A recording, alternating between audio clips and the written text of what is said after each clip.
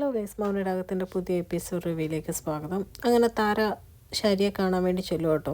എന്നിട്ട് കുഞ്ഞിനെയും അമ്മേനെ ഒന്ന് കാണണം എന്നൊക്കെ പറയുവാണ്. ഇത് കേൾക്കുമ്പോഴത്തേക്കും ശാരി പറയുന്നുണ്ട്, നിന്നെ ഞാൻ എങ്ങനെ പറഞ്ഞ് മനസ്സിലാക്കാനാ? കുഞ്ഞിനെ എന്തായാലും ഇപ്പോൾ എടുത്തുകൊണ്ട് വരാൻ പറ്റില്ല. ഇതിങ്ങ് ഞാനത് കുഞ്ഞിന് കൊടുത്തോളാം എന്ന് പറഞ്ഞാൽ നമ്മുടെ താര കൊണ്ടുവന്നൊരു പാക്കറ്റ് മേടിച്ച് പിടിക്കും കേട്ടോ ശാരി. അത് കഴിയുമ്പോഴും പറയുന്നുണ്ട്, നീ പൊയ്ക്കോ, നിനക്ക് എൻ്റെ അവസ്ഥ എന്താ മനസ്സിലാവാത്തത്? എൻ്റെ ധർമ്മസങ്കടം നിനക്ക് മനസ്സിലാവുന്നില്ലേ?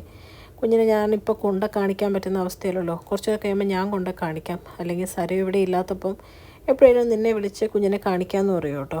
ഇതൊക്കെ കേൾക്കുമ്പോഴത്തേക്കും വീണ്ടും താര പറയുവാണ്, എൻ്റെ മോളാ എന്നിങ്ങനെ പറയുവാണ്. അപ്പോഴേക്കും ശാരിക്കത് മനസ്സിലാവുന്നുണ്ട്. മനസ്സിലായിട്ട് ശാരി മനസ്സിലിങ്ങനെ ചിന്തിക്കുക, അവളുടെ മോളാന്നാണ് പറയുന്നത്. അതൊക്കെ ശരിയാ, കുത്തിന് പിടിച്ച് പുറത്തിറക്കി ഇവളെ വിടണമെന്നുണ്ട്. ഇവിടുത്തെ വിടാനും പറ്റാത്ത അവസ്ഥയായിപ്പോയല്ലോ ദൈവമേ, എൻ്റെ പോലെ വേറെ ഗതികെട്ടവരില്ലല്ലോ എന്നൊക്കെ ഇങ്ങനെ ചിന്തിച്ചുകൊണ്ട് നിൽക്കുവാണ്. ആ സമയത്ത് മനോഹറിനെ പറ്റി ചോദിക്കുന്നുണ്ട് കേട്ടോ താര, ഭർത്താവ് എന്തിയെ അവളുടെ എന്ന്. അപ്പോഴത്തേക്കും ഷാരി പറയുന്നുണ്ട്, അവൻ മുകളിലുണ്ട് എന്നിങ്ങനെ പറയുമ്പോഴത്തേക്കും ആംഗ്യഭാഷയിൽ കാണിക്കുവാണ് കേട്ടോ താര അവനെ സൂക്ഷിക്കണമെന്ന്. അപ്പോഴത്തേക്കും ഇത് കാണുമ്പോഴത്തേക്കും ഷാരിക്ക് ഒന്നും കൂടെ ടെൻഷൻ ആവുകയാണ്.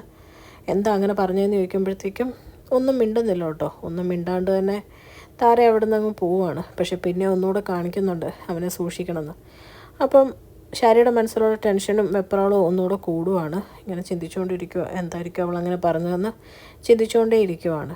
പിന്നെ കാണിക്കുന്നത് പ്രകാശിനെയും വിക്രത്തിനെയും കാർത്തികേനെയാണ്. അവരിങ്ങനെ പരസ്പരം കേസിൽ ഇനി ലക്ഷ്മിയമ്മ മൊഴി കൊടുത്താലത്തെ അവസ്ഥയെപ്പറ്റി പറയുവാണ്. എന്നിട്ട് കാർത്തിക പറയുന്നുണ്ട്, അച്ഛൻ്റെ ആദ്യ ഭാര്യ എന്ന് പറഞ്ഞ് വന്നവർ മൊഴി കൊടുത്തു കഴിഞ്ഞാൽ അച്ഛൻ മിക്കവാറും ജയിലിലാവുമെന്ന് എനിക്ക് തോന്നുന്നത് എന്നിങ്ങനെ പറയുവാണ്. അപ്പോൾ വിക്രം പറയുന്നുണ്ട്, അത് തന്നെയാണല്ലോ ബാക്കിയുള്ളവരൊക്കെ ലക്ഷ്യമോ, കല്യാണം മുടക്കുക എന്നിങ്ങനെ പറയുമ്പോഴേക്കും കാർത്തിക പറയുന്നുണ്ട്, കല്യാണമൊന്നും മുടങ്ങുമൊന്നുമില്ല, പരോളിലൊക്കെ ഇറങ്ങാമല്ലോ, അപ്പോഴാണെങ്കിലും കല്യാണം നടത്താം. എന്തായാലും അവർ കോടതി വന്ന് അച്ഛനെതിരെ മൊഴി കൊടുക്കാതെ അച്ഛൻ എന്താണെന്ന് വെച്ചാൽ ചെയ്യാൻ നോക്ക് എന്ന് പറഞ്ഞിട്ട് കാർത്തിക അവിടെ നിന്ന് പോവാട്ടോ. അപ്പോഴത്തേക്കും പ്രകാശം വിക്രത്തിനോട് പറയുന്നുണ്ട്, നീ പറഞ്ഞാൽ കേട്ടില്ലേ അവള്, എങ്ങനെയും ലക്ഷ്മി അവിടെ എത്താതെ നോക്കണമെന്ന്, അതിനൊറ്റ മാർഗ്ഗമുള്ളൂ, അവളെ അങ്ങ് കൊല്ലണം എന്ന് പറയും കേട്ടോ. ഇതെല്ലാം മാറി നിന്ന് കേൾക്കുവാണ് കേട്ടോ കാർത്തിക ഇത് കേട്ടത് ഞെട്ടിപ്പോവാണ്. അപ്പോൾ വിക്രം ചോദിക്കുന്നുണ്ട്, കൊല്ലാനോ? അത് പ്രശ്നമാവുമല്ലേ? പിന്നെ കൊല്ലാതെ നമ്മൾ എന്ത് ചെയ്യാനാണെന്ന് ചോദിക്കും കേട്ടോ പ്രകാശൻ. അവൾ വന്ന് മൊഴി കൊടുത്തു കഴിഞ്ഞ് കഴിഞ്ഞാൽ ഞാൻ ജയിലിലാവും. പരവുള്ളൊക്കെ ഇറങ്ങി കല്യാണം കഴിക്കുക എന്ന് പറഞ്ഞാലും നമ്മൾ ഉദ്ദേശിക്കുന്ന പോലെ കാര്യങ്ങളൊക്കെ നടക്കുമോ? കാർത്തികയും അവളുടെ അമ്മയും നമുക്ക് കിട്ടിയ അവസാനത്തെ കച്ചിത്തുരുമ്പാണ്. ആ കച്ചിത്തുരുമ്പോടെ നമ്മുടെ കൈവിട്ട് പോയി കഴിഞ്ഞ് കഴിഞ്ഞാൽ പിന്നെ നമ്മൾ പ്രതീക്ഷിക്കുന്ന പോലെ ഒന്നും കാര്യം നടക്കുകയില്ല. ആ രായപ്പൻ്റെ കയ്യിൽ കുറേ നല്ല ഗുണ്ടകൾ കാണും. അയാളെ ഒന്ന് മുട്ടിക്കഴിഞ്ഞ് കഴിഞ്ഞാൽ ഇതിനു വേണ്ട ആളെ എന്തായാലും അയാൾ ഒപ്പിച്ചു തരും എന്നിങ്ങനെ പ്രകാശൻ വിക്രത്തിനോട് പറയും കേട്ടോ.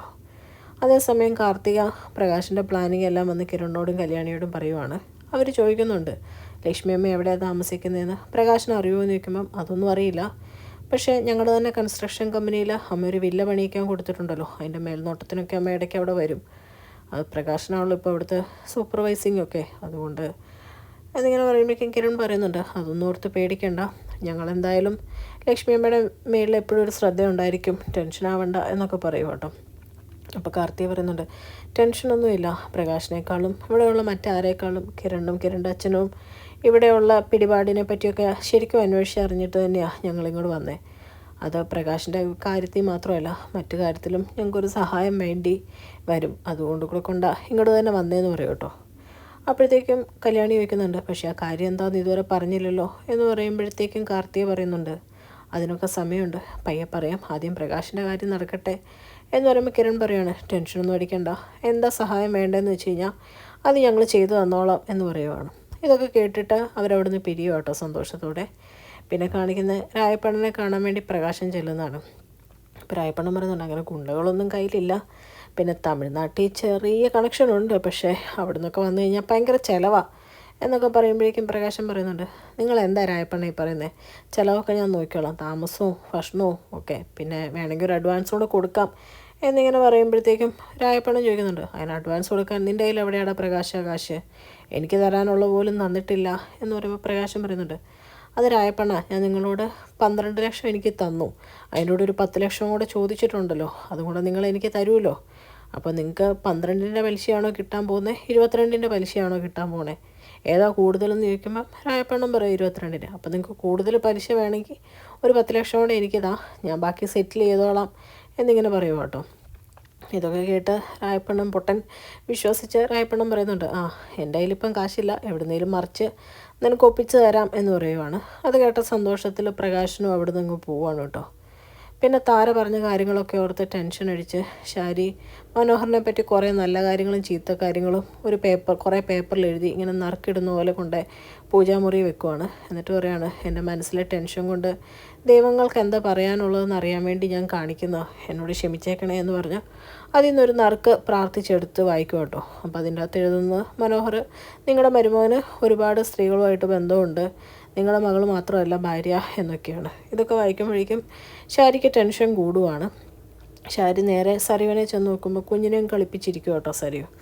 അപ്പോഴത്തേക്കും ശാരി ചോദിക്കുന്നുണ്ട്, കുഞ്ഞിൻ്റെ നൂലുകെട്ടൊക്കെയല്ലേ വരുന്നേ, മാല അരഞ്ഞാണമൊക്കെ മേടിക്കണ്ടേ എന്നിങ്ങനെ ചോദിക്കുമ്പോഴേക്കും സരി പറയുന്നുണ്ട്, മേടിക്കാം അമ്മയെന്ന് പറയുമ്പോഴേക്കും ശാരി പറയുന്നുണ്ട്, പ്രസവത്തിന് നമ്മളാണ് ചിലവെല്ലാം എടുത്തത്, അത് പിന്നെ കുഴപ്പമില്ല, ആദ്യത്തെ പ്രസവം പെൺവീട്ടുകാരാണ് ചെയ്യേണ്ടതെന്ന് ഓർക്കാം, ഇതൊന്നും നീ നിൻ്റെ ഭർത്താവിനോട് എന്താ പറയാത്തത് എന്നിങ്ങനെ ചോദിക്കുവാണ്.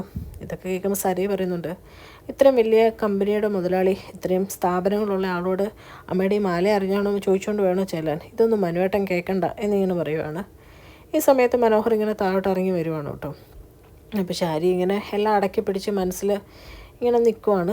ആ സമയത്ത് മനോഹർ വന്നിട്ട് പറയുകയാണ്, ഞാനൊരു മീറ്റിങ്ങിന് പോവാ, നമുക്കിനിയിപ്പോൾ ഒരു 4-5 മാസത്തിനുള്ളിൽ ഇവിടെ നിന്ന് പോകണമല്ലോ. ഡോക്ടറിനോട് കുഞ്ഞുണ്ടായ സമയത്ത് ചോദിച്ചപ്പം ഇത്രയും ചെറിയ കുഞ്ഞിനെയും കൊണ്ട് ഒരു 6 മാസം കഴിയാണ്ട് ട്രാവൽ ചെയ്യേണ്ടെന്നാണ് പറഞ്ഞത്, പക്ഷേ നമ്മൾ അത്രയ്ക്കൊന്നും വൈകിക്കണ്ട എന്നൊക്കെ പറഞ്ഞിങ്ങനെ തള്ളുവാണ്. ഇതൊക്കെ കേൾക്കുമ്പോൾ ശാരി ഒന്നും മിണ്ടാതെ ദയനീയമായിട്ട് വളരെ ദേഷ്യപ്പെട്ട് നോക്കി നിൽക്കുക കേട്ടോ പുള്ളിക്കാരിയുടെ അവസ്ഥ ഓർത്ത്. എന്നിട്ട് ആ നറുക്കിൽ വായിച്ച കാര്യങ്ങളൊക്കെ വീണ്ടും വീണ്ടും ചിന്തിച്ചുകൊണ്ടിരിക്കുവാണ്. അതേസമയം സരിയുവാണെങ്കിൽ ഭയങ്കര എക്സൈറ്റഡ് ആയിട്ടിരിക്കുക കേട്ടോ.